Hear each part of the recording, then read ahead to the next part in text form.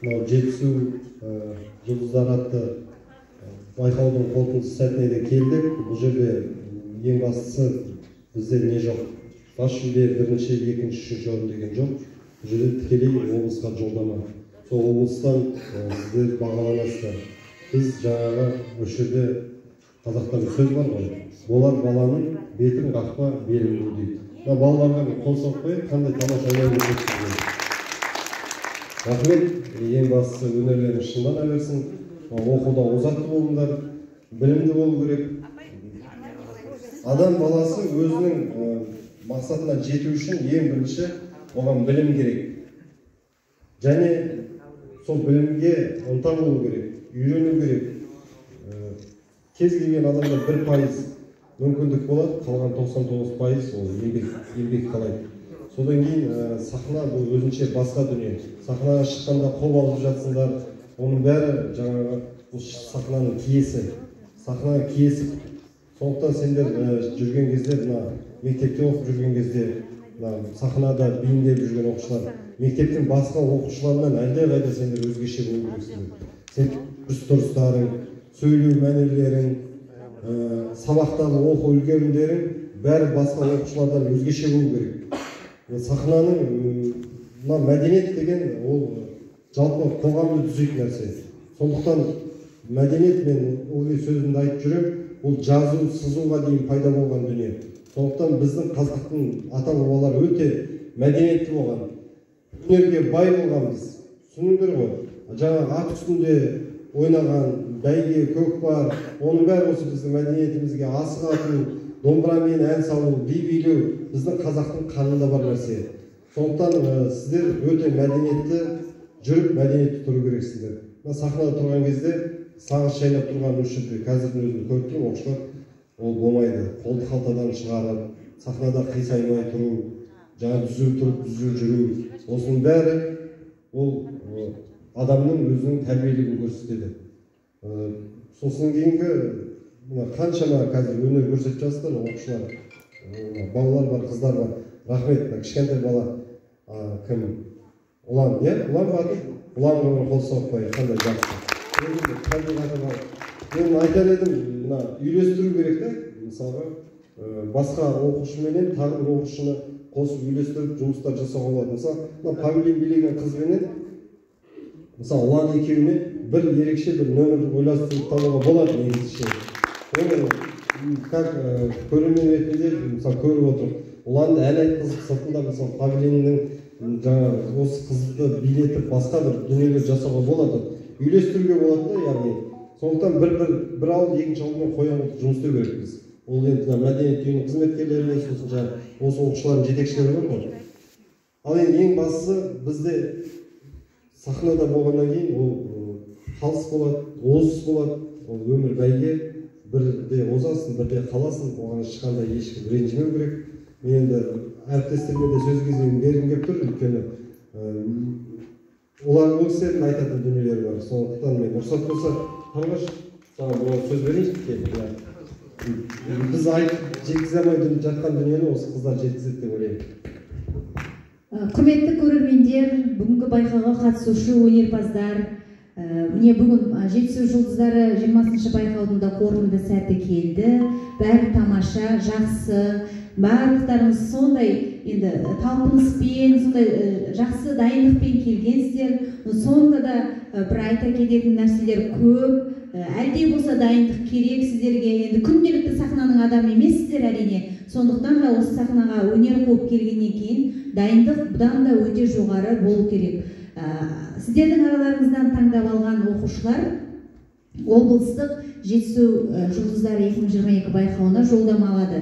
Осы жерде айта кетейін, видео түсіріледі. Жолдама алған оқушылар осы жаққа келіп, осы сахнада видео түсіреміз. Сол видеоны облысқа жібереміз. Ол кісілер соның ішінен таңдап, орынды сол кезде береді. Сосын кейін 1 маусым халықаралық балаларды қорғау күні сол жақта гала концерт өтеді.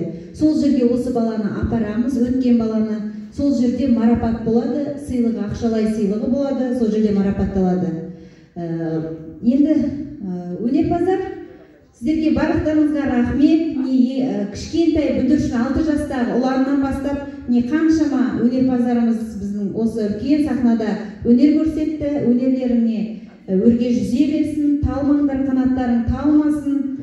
Бар жақсылықты тілейміз. Білімді болыңдар, ақылды болыңдар, өнерлі болыңдар, дарынды, талантты болыңдар. 8 қырлы, 1 сырлы болыңдар. Сондықтан сендердің барлықтарыңа рахмет. Көрермендер, сіздерге рахмет.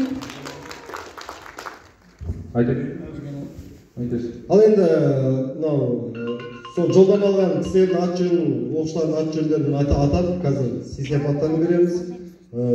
Құлақтарыңызға оңалыңыздар, кім барады, кім қалады, осы біз жасаған список бойынша. Яғни ән номинациясы бойынша Еркебұлан Ұлан. Осы Еркебұлан Ұланға жолдама аласыздар. Кел ала Еркебұлан. Тікелей жолдама. Серікқали Бегнар. Бұл жерге тұра бер. Серікқали Бегнар. Мұхаммед Ерғазы. Бірлікбай Шапағат. Осы 4 жігіт облысқа ән номинациясы бойынша Әбікен Зейнеп. Ән номинациясы бойынша осы кісілер облысына жолдама алып жатыр.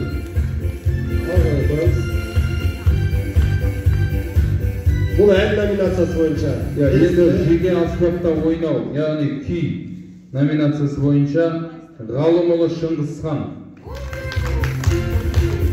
Әбубек Темірлан. Бауырымызға қосылып қояйық Әбубек Темірланға.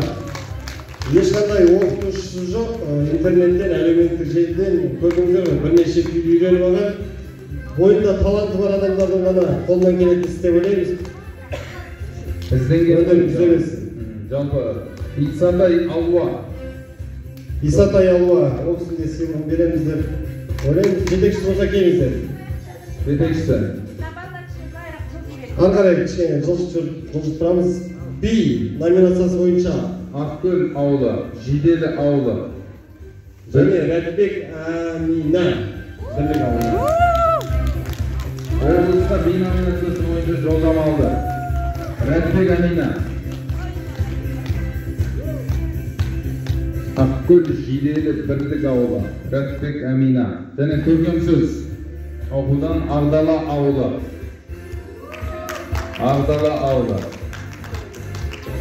Оңгелді Жаннұр.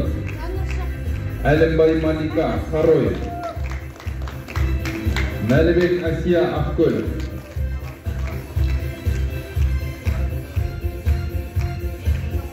Көркем сөз оқудан. Бұл кісілер облысқа жолдама алып жатыр. Және қолөнерден Елдик Айлуна. Қолөнер номинациясы бойынша. Сурет номинациясынан Бақбақты ауылының өнерпаздарынан Алдияр. Әлібек қызы Алина. Ардала. Жиделі ауылынан. Арғарай, тығыз-тығыздамыз. Қарамендинова Жанерке. Жиделі ауылы. Бұл кісілер жолдама алғандар, есімдер аталған кісілер.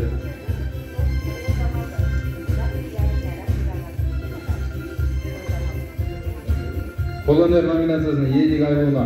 Сурет Бақбақты ауылынан Алдияр. Әлібек қызы Алина Ардала ауылы. Жиделі ауылынан Жанерке. Есімдер аталған кісілер облысқа тікелей жолдама алып жатыр.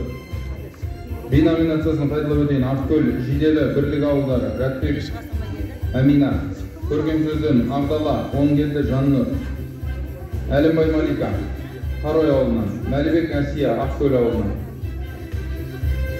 Ән номинациясынан Еркебұлан Ұлан, Серікқали Бегнар, Мұхаммед Ерғазы, Бірлікбай Шапағат.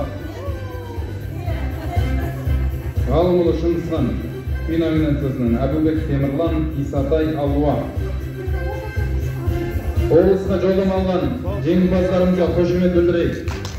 Ал енді құрметті оқушылар, жетекші мамандар және мәдениет үйінің қызметкерлері, жаңа айттық қой, болам деген баланың бетін қақпап берін бұл. Қандай талантты балалар бар ортамызда.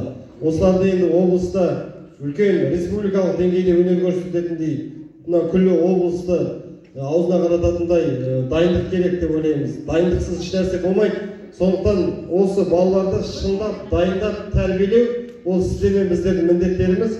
Соған жұмыс істейік және сәттіліктер тілейміз баршаларыңызға. Аман есен бала-шағаларыңызды ауылдарыңызға жеткізуге шын жүректен тілектеспіз. Мынау қасиетті Рамазан айында оразаларыңыз қабыл болсын, ұстаған жолдарыңыз болсын жорыққанда. Осындай өнерпаз азаматтардың талайын әлі көреміз деп ойлаймыз. Іске сәт, тек жақсылық тілеймін баршаларыңызға. Аман болыңыздар, оқушылар, оқуда ұзатты болыңдар, өмірде